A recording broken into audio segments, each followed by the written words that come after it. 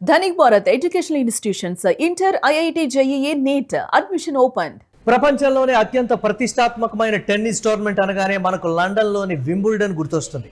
అక్కడ ప్లేయర్స్ వేసుకునే తెల్లటి బట్టలు, పచ్చటి కోర్టులు ఎంత ఫేమసో, మ్యాచ్ అయిపోయాక ప్లేయర్స్ చేతుల్లో కనిపించే గ్రీన్, పర్పుల్ కలర్ టవల్స్ కూడా అంతే ఫేమస్. కోట్లు సంపాదించే వరల్డ్ క్లాస్ టెన్నిస్ స్టార్స్ సైతం ఈ టవల్స్ కోసం ఎగబడుతూ ఉంటారు. ఎంతలా అంటే మ్యాచ్ ముగిశాక నిర్వాహకులకు తెలియకుండా వీటిని బ్యాగుల్లో సర్దేసుకొని మరీ ఇంటికి పట్టుకొని వెళ్ళిపోయేంత. అయితే ప్రపంచ దేశాల ఆటగాళ్లను ఇంతలా పిచ్చెక్కించే ఈ లగ్జరీ టవల్స్ వెనుక ఇండియన్ సీక్రెట్ ఉందన్న విషయం మీకు తెలుసా? అసలు ఇంతకీ ఆ లగ్జరీ టవల్స్కు మన దేశానికి ఉన్న లింక్ ఏంటి? కోట్ల రూపాయల ప్రైజ్ మనీ గెలుచుకునే రోజర్ ఫెదరర్, నోవాక్ జకోవిచ్ లాంటి ప్లేయర్స్ కూడా వీటిని ఎందుకు దొంగిలిస్తున్నారు? ప్రతి ఏడాది వింబుల్డన్ కోర్టుల్లో మెరిసే ఈ టవల్స్ వెనుక ఎవరి శ్రమ దాగి ఉంది వంటి ఆసక్తికరమైన విషయాలన్నీ ఇప్పుడు తెలుసుకుందాం. వింబుల్డన్ టోర్నమెంట్లో వాడే ఈ ఐకానిక్ టవల్స్ బ్రిటన్కు చెందిన క్రిస్టీ అనే ప్రసిద్ధ కంపెనీ పేరుతో చలామణి అవుతాయి. 1987 నుంచి ఈ కంపెనీయే వింబుల్డన్కు అధికారికంగా టవల్స్ సప్లై చేస్తోంది. కానీ అసలు ట్విస్ట్ ఏంటంటే 2006లోనే భారతీయ టెక్స్టైల్స్ దిగ్గజం వెల్స్పన్ ఈ బ్రిటిష్ కంపెనీని కొనేసింది.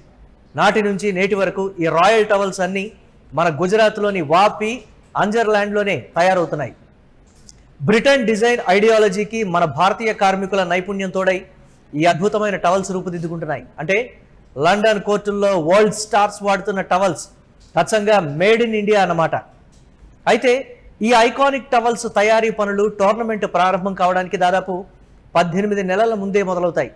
రాబోయే సీజన్లో ఎలాంటి రంగులు వాడాలి, ఎలాంటి ట్రెండ్స్ నడుస్తున్నాయి అనే విషయాలపై పెద్ద రీసెర్చ్ జరుగుతుంది.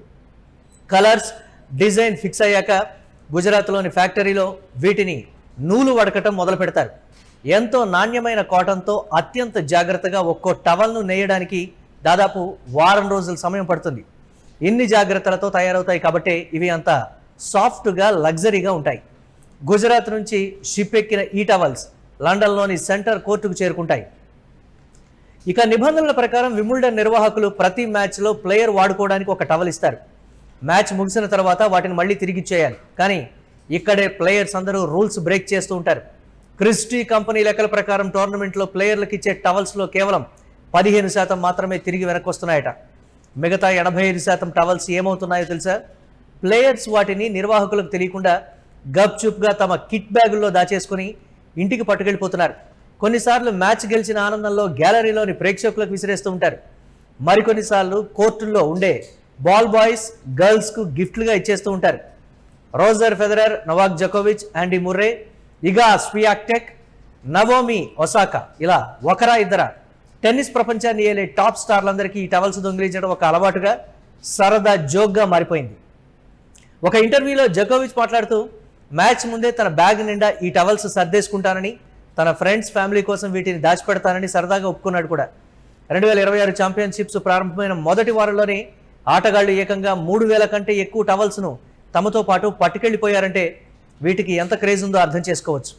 మొత్తానికి వింబుల్డన్ టోర్నీలో గెలవడం ఎంత ప్రతిష్టాత్మకమో అక్కడి ఐకానిక్ టవల్ను మెమోరియల్గా ఇంటికి పట్టుకెళ్లడం కూడా ప్లేయర్లకు అంతే సెంటిమెంట్. బ్రిటన్ రాజకుటుంబీకులు సైతం వీక్షించే ఇంతటి ప్రతిష్టాత్మక వేదికపై ప్రపంచ టెన్నిస్ దిగ్గజాలు మన గుజరాత్ మట్టిలో తయారైన టవల్స్ కోసం ఆరాటపడటం ఖచ్చితంగా ప్రతి భారతీయుడు గర్వించదగ్గ విషయమే.